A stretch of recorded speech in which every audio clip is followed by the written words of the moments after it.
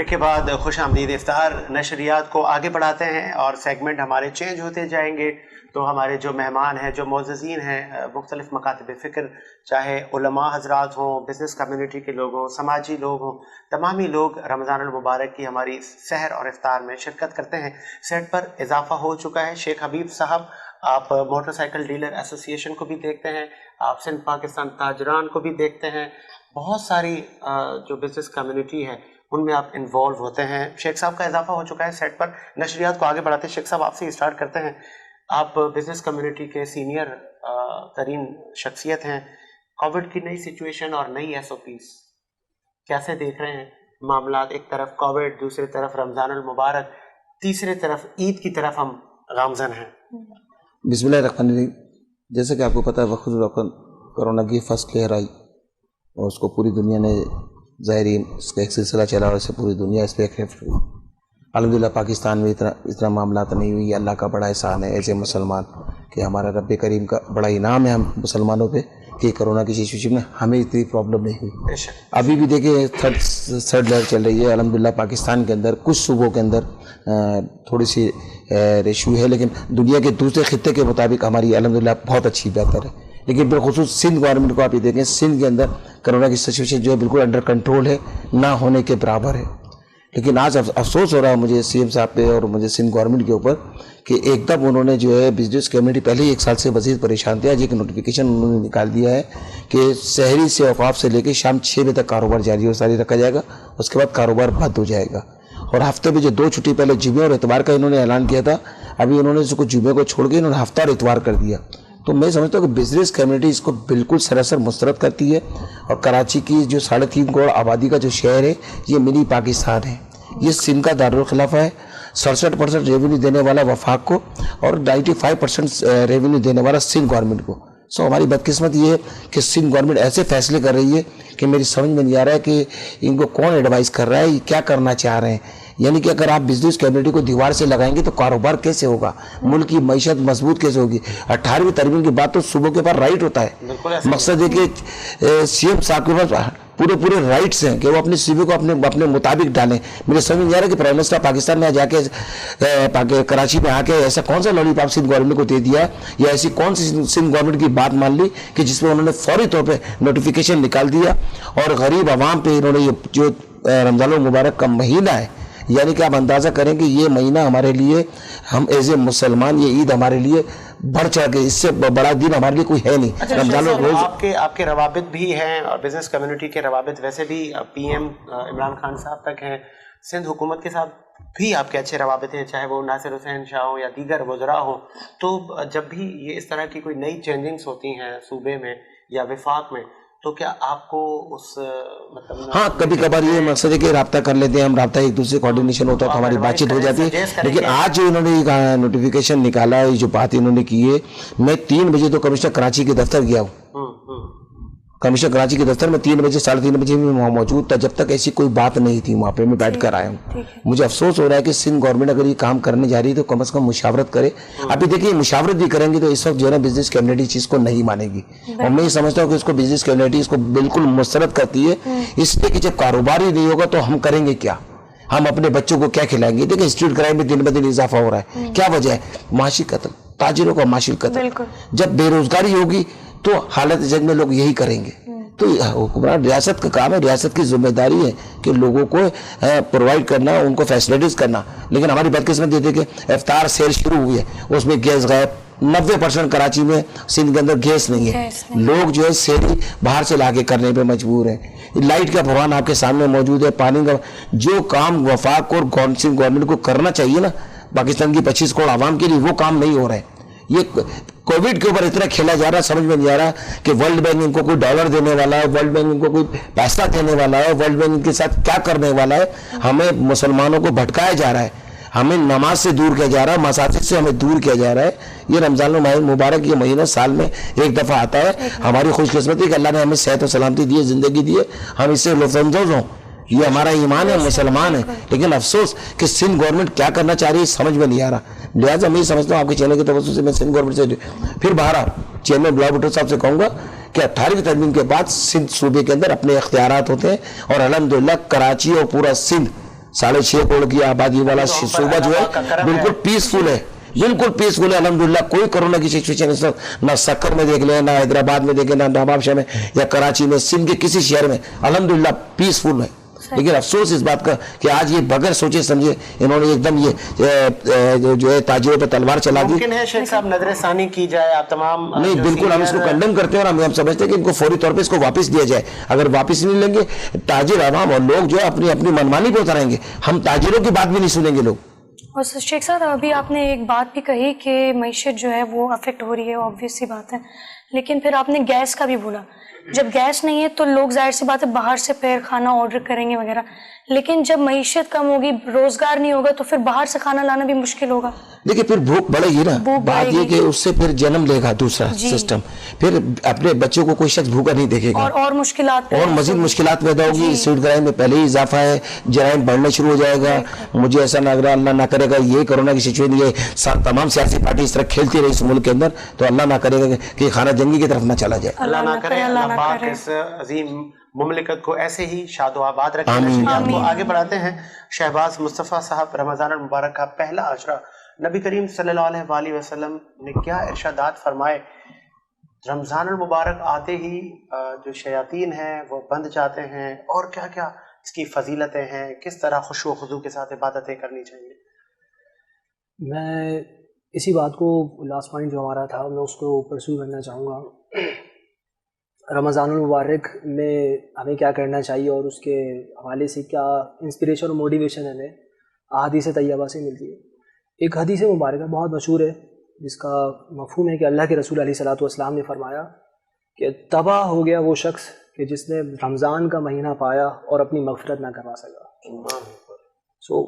उस शख्स के बारे में अल्लाह के रसूल अलैहिस्सलातु वस्सलाम ने, वो जो कि तमाम जहानों के लिए रहमत है, आका अलैहिस्सलातु वस्सलाम ने फरमाया कि तबाह हो गया वो शख्स कि जिसने रमज़ान का महीना पाया और मग़फ़िरत ना करवा सका। बहुत से औलिया और सूफिया के हवाले से आता है कि रमज़ान मुबारक पे तो हमें वो प्रैक्टिसेस करवाई जा रही है ना, वैसे उनकी जो आदत हुआ करती थी, जो वर्ड्स उनके लिए एक्चुअली यूज़ किए गए उनकी बायोग्राफी में, कि वो कायमुल लैल थे और साइमुद दहर थे। दहर वैसे ज़माने को कहते हैं, साइमुद दहर दिन भर रोज़ा रखने वाले, और कायमुल लैल रातों को क़याम करने वाले। तो रमज़ानुल मुबारक का महीना हमें कायमुल लैल भी बना रहा है और साइमुद दहर भी बना रहा है कि रात को वो क़याम और अल्लाह के कलाम को सुनना और उसकी तिलावत को सुनना। एक मुझे और बात याद आई, जुडाइज़म के हवाले से एक जगह बात हो रही थी कि यहूदियों की इबादत का एक तरीका है कि वो तौरात की तिलावत सुनते हैं घंटे 2 घंटे, उनके प्रिस्ट जो फादर हैं, और सुनने के बाद वो वापस आ जाते हैं। तो बात ये चल रही थी कि इस्लाम की अगर इबादत को देखा जाए तो ये कम्बिनेशन है और दीगर मज़ाहिब की इबादत का और मखलूकात की इबादत का, कि उनकी नौयतें और कैफियतें इसमें नजर आती हैं। हम भी नमाज में कलामुल्लाह की तिलावत सुन रहे हैं, तो सुनने से एसोसिएट किया जा रहा है। और सुनने से एसोसिएट क्यों किया जा रहा है? अगर कोई आशिक हो और अंधा हो और वो अपने यार तक पहुंचना चाहे तो देख तो नहीं सकता ना वो, तो उसके लिए जो एक सोर्स होगी वहां तक पहुंचने की, सुन कर पहुंचना होगा कि राइट पे हो जाओ, लेफ्ट पे हो जाओ, तो वही कलाम सुनाया जा रहा है। अब ये हमारी गलती और हमारे एजुकेशनल सिस्टम की गलती है कि हमने अरबिक को पढ़ा ही नहीं, कलाम पढ़ा जा रहा है और उसका मतलब क्या है हम नहीं जानते। तो यहाँ पर एक मोटिवेशन ये भी मिल रही है कि कलाम जो सुना जा रहा है, तो Arabic language is a rich language और it's a parts of our religion, उसके भी करीब होना चाहिए, कुरान के करीब भी होना है, और फिर अपनी मगफिरत भी तो करवानी है ना। तो रहमतों का महीना और फिर उसके बाद फिर मगफिरत का महीना, और वो नहीं करवा सके तो जहन्नम का, और फिर उसमें ता कराते हैं। तो अल्लाह तबारक व तआला की तरफ से कितना बड़ा इनाम है रमजान। ऐसा ही आगे बढ़ाते हैं नशरियात को। अली हसन जाफरी साहब, क्या आप मनकबत सुनाएंगे, नात सुनाएंगे? जी, ये आपके आगे माइक है, बिस्मिल्लाह। बिस्मिल्लाह मिनश शैतानिर रजीम, बिस्मिल्लाहिर रहमानिर रहीम। तमाम गेस्ट को अस्सलाम वालेकुम। मैं बहुत शुक्रगुजार हूँ आप सबका कि आपने बुलाया और मौला आपकी तौफीक़ात में इजाफ़ा फरमाए आले मोहम्मद अलैहिस्सलाम के सदक़े में, और मौला हम सब की ये ड्यूटी कबूल फरमाए। हम ये जो बैठे हैं ये भी हम महफिल कर रहे हैं और मौला का ज़िक्र व फ़िक्र कर रहे हैं। तो नात के चंद अशार में आपसे मातू कर रहा हूँ। महबूब की महफिल को محبوب سجاتے ہیں محبوب کی محفل کو محبوب سجاتے ہیں آتے ہیں وہی جن کو سرکار بلاتے ہیں سرکار بلاتے ہیں جن کا بھری دنیا میں کوئی بھی نہیں ہوتا جن کا بھری دنیا میں کوئی بھی نہیں ہوتا ان کو بھی میرے آقا سینے سے لگا بے شک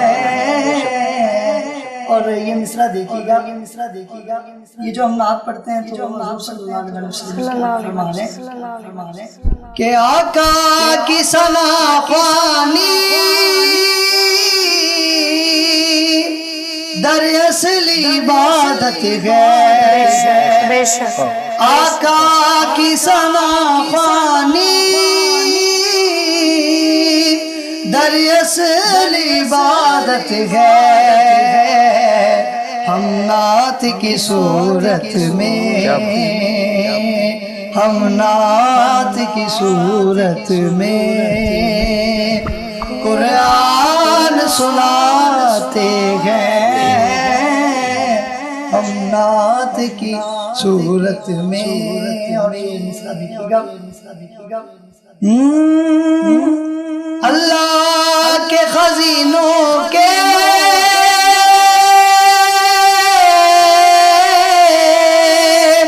وارث ہے میرے آقا اللہ کے خزینوں کے وارث ہے میرے آقا یہ سچ ہے نیازی ہم یہ سچ ہے نیازی ہم سرکار کا کھاتے ہیں یہ سچ ہے نیازی ہم سرکار کا کھاتے ہیں محبوب کی محفل کو محبوب سجاتے ہیں بہت خوب ماشاء اللہ شیخ صاحب میں آپ کی طرف آؤں گا آپ بات کر رہے تھے رمضان المبارک کا جو برکتوں کا مہینہ ہے چھوٹا جو تاجر ہے وہ مطلب یہ کہ اس مہینے میں اکثر ہماری مارکیٹیں پوری رات کھلی رہتی ہیں تو آپ کہہ رہے تھے کہ اس طرح کے نوٹیفیکیشن میں مطلب غربت میں اضافہ ہوگا جو چھوٹا تاجر ہے وہ بھی ڈیمیج ہوگا تو نظر ثانی کے لیے آپ کوئی ان کو درخواست کریں حکومتوں کو ممکن ہے ایس او پیز کو مزید اسٹرکٹ کیا جائے کہ ٹھیک ہے آپ ڈسٹینس رکھیں اور آپ دکان کھولیں اتنے گاہک اندر آنے چاہیے یا کیوں لگوانی چاہیے لائن لگوائیں تو اس طرح کی کوئی تجویز ممکن ہے کہ اس میں امینڈمنٹ ہو سکے دیکھیں پچھلے 1 سال سے سی ایم صاحب سے بھی کئی مذاکرات ہوئے ہیں سی ایم ہاؤس میں بھی 2 میٹنگیں ہوئی ہے سندھ اسمبلی میں بھی ہمارے میٹنگ ہوئی ہے اس کے علاوہ کمشنر صاحب کے دفتر میں بھی کئی میٹنگس ہوئی ہے اور الحمدللہ بزنس کیبنٹی کراچی کی سندھ گورنمنٹ کے ساتھ کھڑی ہوتی ہے ان کی بات کو من و من مانتی بھی ہے اور یہ سمجھتے ہیں کہ ریاست کو چاہیے کہ سسٹم کو چلانا نہ کہ اگر آپ خالی کرونا سے لڑنے کی بات کرتے ہیں کرونا کے اوپر اگر آپ یہ چیزیں بند کریں گے تو معیشت ہماری تباہ ہو جائے گی دنیا کے دوسرے ملکوں میں آپ دیکھیں امریکہ میں دیکھیں کینیڈا میں دیکھیں یورپ میں دیکھیں وہاں فی شخص کو $2000 دیتے ہیں 2000 یورو دیتے ہیں ایک شخص کو گھر میں رکنے کے لیے تو مجھے بتائیں آپ تو ہمیں کچھ بھی نہیں دے رہے ہمیں کچھ چاہیے بھی نہیں آپ سے ہمیں آپ سے کچھ نہیں چاہیے اللہ کے فضل و کرم سے اللہ ہمیں عطا کر دے گا لیکن ہمارے کاروبار کو ہمیں جاری اور ساری رکھنے دیں گورنمنٹ پلاننگ کرتی ہیں مجھے افسوس ہو رہا ہے کہ سندھ گورنمنٹ اس پلاننگ میں کیوں ناکام ہو رہی ہے کس کی بات میں آ رہی ہے, کس کی بات سننے کو تیار ہے, کس کی بات سن رہی ہے, میں سمجھ نہیں پا رہا ہوں. اس کی وجہ دیکھیں, سندھ صوبہ جو ہے 6.5 کروڑ کی آبادی والا جو شہر ہے, اسے آپ اپنے ہاتھوں سے اس گلدستے کو سجائیں, نہ کہ اس گلدستے کی کلیوں کو خراب کریں. یہ جو شہر ہے ہمارا, جو سندھ کا سب سے بڑا شہر کراچی, دوسرے نمبر پہ ہمارا حیدرآباد, تیسرے نمبر پہ ہمارا سکر, چوتھے نمبر پہ لاڑکانہ, 5ویں نمبر پہ نواب شاہ, پھر اس کے بعد ہمارا جو ہے جیب آباد بھی آ جاتا ہے, بدین آ جاتا ہے, نوشہرو آ جاتا ہے, شکارپور. بس شہر تو بہت ہے کراچی الحمدللہ. اگر ہم سمجھیں بات یہ کہنے کہ اس کو بجائے ریاست اپنے سسٹم سے اس کو فالو کرنے کے بجائے لوگوں کو روزگار دینا چاہیے, نہ کہ روزگار چھینا جائے. پاکستان پیپلز پارٹی شہید ذوالفقار علی بھٹو کی جو جماعت ہے, ان کا تو نعرہ یہ تھا روٹی کپڑا مکان. تو آج آپ روٹی کپڑا مکان لوگوں کے سے چھین رہے ہیں. پچھلے 1 سال سے لوگ تباہی کی طرف چلیں گے. آپ پورے, میں بھی اندرون سندھ کا دورہ کر کر آیا ہوں, سکر کا دورہ کیا ہے, نواب شاہ کا دورہ کیا ہے میں نے, حیدرآباد کا. لوگ روتے ہیں, خدا کی قسم بیٹھ کے کہتے ہیں کہ قرضدار ہو گئے. پھر بدقسمتی ہے کہ کمپنیز جو ہے وہ لوگوں کی FIR کٹوا رہی ہیں دکانداروں کے ساتھ. یہ ظلم ہو رہا ہے. دیکھیں کووڈ-19 چل رہا ہے, اور میری سمجھ میں نہیں آتا کہ یہ جو مقصد ہے کہ سندھ گورنمنٹ یا مقصد ہے کہ سندھ پولیس پتہ نہیں ہے کہ اس دکاندار کے خلاف اگر FIR آئے چیک ریٹرن ہونے کی وجہ سے, تو چیک ریٹرن کیوں ہو رہے ہیں؟ چیک اسی طرح ریٹرن ہونے کے کاروبار نہیں ہے. بالکل. اب وہ اپنی دکان پہ 6 آدمی 2 آدمی 4 آدمی رکھے ہوئے لوگوں کو روزی دے رہے ہیں. ہم نے ان سے کہا خدا کے لیے آپ کسی سیلز مین کو فارغ نہ کیجیے گا, کسی لوڈر کو فارغ نہ کیجیے گا, بے روزگاری نہ دیجیے گا. تو بخدا کراچی کے اندر اور سندھ کے اندر دکانداروں نے اپنے لوگوں کو فارغ نہیں کیا. یہ اللہ کی رضا کے لیے کہ ساری زندگی ہمیں کما کے دیتے رہے. اگر بھی برا وقت آیا ہے تو ہم یہ سمجھتے ہیں کہ ہم انہیں سپورٹ کریں. فراز علی کا مظاہرہ دکھایا. نہیں, بہت اچھی بات کی آپ نے. میں چاہوں گا کہ عمران خان صاحب, ایک آپ کا کلام آپ کہہ رہے تھے جب ہم بریک پہ جا رہے تھے. بسم اللہ. کبھی میں دیکھوں, کبھی میں سوچوں, یہ دنیا کیا کچھ بھی نہیں ہے. کبھی میں دیکھوں, کبھی میں سوچوں, یہ دنیا کیا کچھ بھی نہیں ہے. تو جو نہیں تو کچھ بھی نہیں ہے. تیرے بنا ماں کچھ بھی نہیں ہے. ذرا مجھ کو جھلاؤ نا جھولا رے ماں, مجھ کو جھلاؤ نا جھولا. ذرا ہولے ہلاؤ ماں جھولا رے ماں, مجھ کو جھلاؤ نا جھولا رے ماں, مجھ کو جھلاؤ نا جھولا. جنت میری تیرے پاؤں تلے, کون ہے جو انکار کرے. جنت میری ہے پاؤں تلے, کون ہے جو انکار کرے. میں نے جو کچھ کہا درگزر اب کرو, پر اپنی ماں کو خفا عمر بھر نہ کرو. او ماں مجھ کو جھلاؤ نا جھولا رے ماں, مجھ کو جھلاؤ نا جھولا. بڑا قابل غور بندی. خود گیلے میں سوکھے پہ میں کتنی راتیں جاگ گزاری. خود گیلے میں سوکھے پہ میں کتنی راتیں جاگ گزاری. آج مشکل میں ہوں میں تو تیرے بنا, سر پہ ہاتھ رکھو میری پیاری ماں. او ماں مجھ کو رلاؤ نا جھولا رے ماں, مجھ کو جھلاؤ نا جھولا. ذرا ہولے ہلاؤ ماں جھولا رے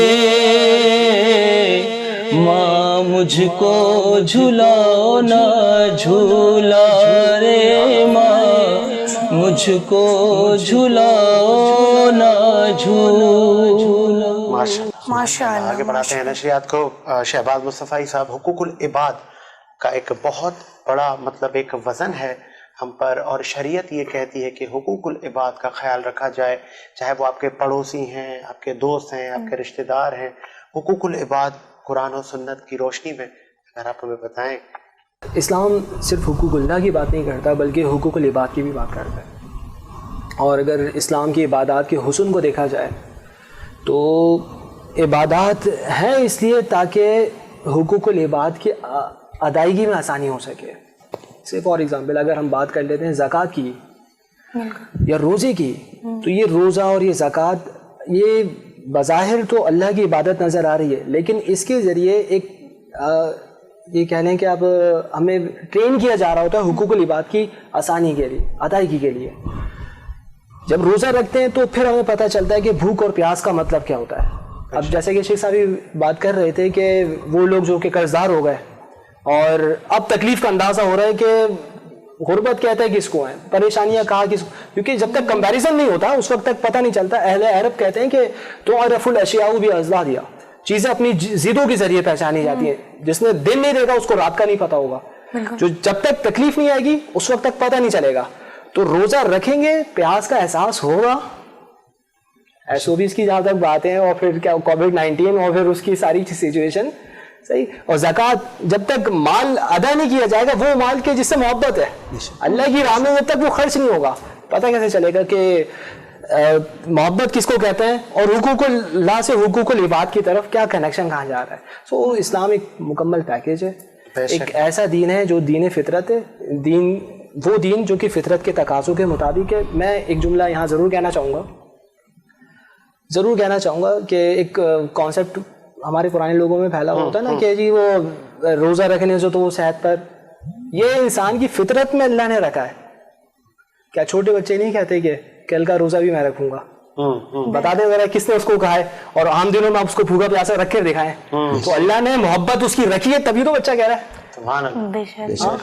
تو یہ ریلیشن ہے، ایک تعلق ہے اللہ تعالیٰ کے قریب ہمیں اللہ تعالیٰ توفیق عطا فرمائے کہ جب بندہ وہ قربت حاصل کرتا ہے اور وہ پھر قربت سے پھر معرفت اور پھر وہ حقیقت، وہ ساری منازل طے ہوتی ہیں. تو لازمی بات ہے کہ حقوق العباد کی ادائیگی بھی لازمی طور پر ادا ہوتی ہے. تصوف کی کتابوں کو اگر آپ اٹھا کے دیکھیں نا، تصوف صوفیہ کا سبجیکٹ ہے. بظاہر لگے گا کہ شاید دنیا سے ترک تعلق، لیکن وہ اس کی ڈیفینیشن یہ کہتے ہیں کہ تصوف کا مطلب ہی بہترین اخلاق ہے. تو اخلاق کا تعلق کس سے؟ مخلوق سے. جب آپ ادائیگی کرتے ہیں تو پھر آپ کو پتہ چلتا ہے نا. بالکل. اور اچھا تو اس کو کہا جاتا ہے کہ جو برے کے ساتھ بھی اچھا ہو. اگر کسی اچھے کے ساتھ اچھائی کر لی تو کوئی کمال نہیں ہے، برے کے ساتھ بھی اچھائی کرنا. اور مجھے ایک بات اور یاد آ گئی. ہاں، ایک اصول فقہ کی کتاب ہے، ویسے تو بہت سی کتابیں اصول الشاشی ہے، حسامی ادھر سے نامی میں پڑھائی جاتی ہیں. نور الانوار کے نام سے کتاب ہے. تو اس میں انہوں نے اللہ کے رسول علیہ الصلوۃ والسلام پر درود جہاں بھیجا ہے نا، تو خلوق العظیم کہ حضور علیہ الصلوۃ والسلام اخلاق کے اعلیٰ مرتبے پر فائز ہیں، وہاں پر ایک بات ذکر کی اور وہ کہتے ہیں کہ اخلاق کہتے ہیں اس کو کہ جو بے ساختہ انسان سے ظاہر ہو جائے. کیا بات؟ جس میں بناوٹ ہو نا. لازمی بات ہے جب کوئی گیسٹ آیا ہوا ہے اور جہاں اپنا سلسلہ چل رہا ہے تو وہاں تو آپ مسکرائیں گے، وہاں تو لوگوں کو دکھانا بھی ہوگا. لیکن اخلاق اور اچھے اخلاق وہ ہوتے ہیں جو کہ بے ساختہ انسان سے صادر ہو جائیں. اب انسان کو سامنے والے کو نہیں دیکھتا کہ وہ اچھا، وہ بڑا ہے یا چھوٹا ہے، وہ غریب ہے یا امیر ہے. بالکل. اور پرسنالٹی کو پھر وہ نہیں دیکھتا ہے کہ کپڑوں کو، بلکہ وہ اندر جو شخصیت ہے نا، وہ انسانیت، وہ اس کو انسان کو انسان. اب یہ روزہ رکھوایا اس لیے جا رہا ہے کہ انسان کو انسان سمجھو. کیا بات ہے. آگے بڑھاتے ہیں نشریات کو. شہباز مصطفی صاحب، بریک کا مجھے کہا جا رہا ہے ایک بریک لیتے ہیں، بریک کے بعد حاضر ہوتے ہیں.